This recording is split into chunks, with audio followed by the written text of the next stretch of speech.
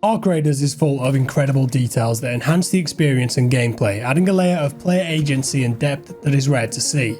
Let's take a look at some of these details in today's video. With this being an extraction game, looting and surviving with a successful exit from the map is key to growing and building up your gear. However, if you're knocked out and not finished off, you can still interact with the escape elevator. You can crawl in very slowly, it's going to be risky and very dangerous. You might get knocked out still, but if you can reach it before you bleed out and die for good, they actually built a custom animation for this.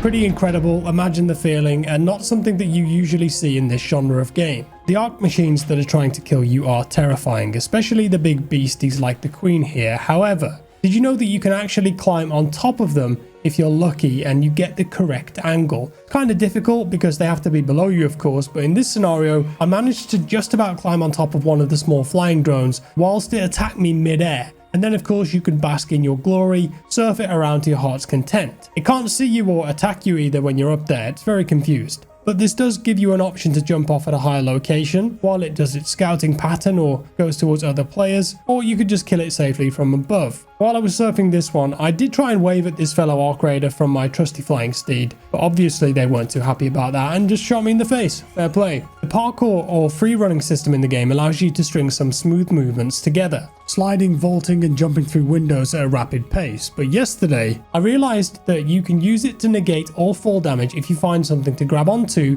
before you hit solid ground. Here I climbed to the top of the towers on the spaceport map and took a wild leap off the top. Looks like certain death, right? But if you angle it just correctly on the way down and time your button press for a ledge grab at the right moment, you can hang on to something, pull yourself up and not take any damage. Very useful for a quick getaway for sure. Maybe that one's going to be patched out, but it is fun as hell while it lasts. The animation systems in the game are very impressive and natural looking. Here for example, when you start sprinting from a standstill or a slow speed, the character takes one heavy step to get going with their run. It's a very subtle detail, but it helps so much with the movements feeling lifelike and believable. The weight of everything there just feels good.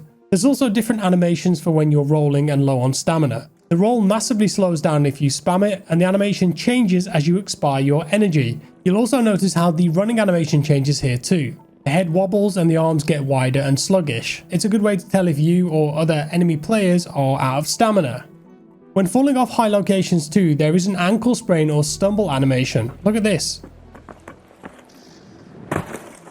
You'll take a bit of damage and be staggered before you can get up and go again. However, from certain heights you can mitigate this by pressing the roll button right before you land. This will help you maintain momentum and won't inflict any pain on you either. There's even an animation for when you're low health. As you can see here, the player is very injured, visibly so in fact, holding their hand on a potential wound. If you heal up, the animation changes back to a more normal stance. While you're walking through the game, sometimes you may see birds flying in the air. This isn't just nice environmental detail though, as these birds are triggered by players. If you see or hear a flock of birds take to the sky and begin circling, they've been startled by a player. They will also land if you wait long enough too. This is a great mechanic for keen-eyed players to pay attention to, knowing when enemies may be nearby and preparing for a fight. Also something to look out for in terms of not triggering this for yourself, or perhaps even on purpose to bait people into a trap. The melee weapon that you have has two different attack methods, sideward swipes or overhand smashes, left and right mouse button. You can use each of these to target certain enemies. For example, with this fireball droid here, I used several heavier overhead attacks to take it out as it rolled around on the floor, attempting to murder me with some kind of flamethrower. I killed it eventually and then looted it. On it, I found a fireball burner. This is an item that's used for crafting or trading, but another use for it is actually in the game. You can equip it to your quick use menu and throw it at enemies, setting them ablaze. I threw it at a Hornet drone here to finish it off, and then I looted that. On it, I found a Hornet driver. And guess what? You can also use that in game as well as crafting. It will create an electric explosion wherever it lands. As I walked out the door, I found a body and I started looting it. Very suspicious.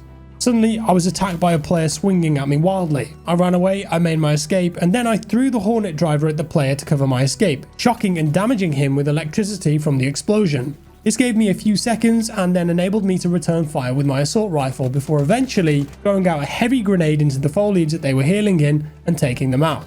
I absolutely love this sequence of events, and I thought it was a nice showcase of how many of the systems in the game can come together and create opportunities and options for players.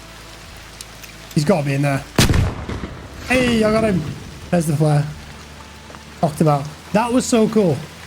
The melee weapon can also be used to breach containers and take the loot on the inside, but it does have another use. You can hook it to zip lines and use the motor on it to traverse up and down them without the need for an additional gadget. There is a hookshot gadget in the game too, and you can use this to zip across large gaps and flank enemies on roofs. You get it a bit later on, you can find it in game, but once you craft it, it completely changes the traversal mechanics in the game. I feel like this will be a very important item, especially in late game PvP. See ya.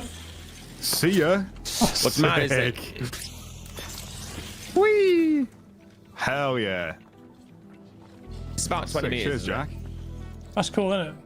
That's cool. Cheers, Jack. Oh! The audio in the game in general is incredible, and there are many sonic cues that will give you away. For example, these car alarms that are somehow still functioning. I gotta get me one of those batteries.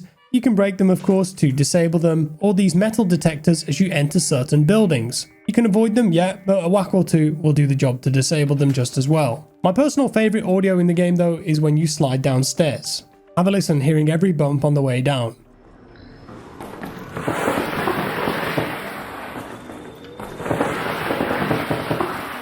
That's just such a satisfying noise for some reason. I do feel sorry for the characters behind though. Can't be comfortable, that one. And yes, before you ask, if you're on a ladder, you can slide all the way down. To do this, you just have to hold the sprint key.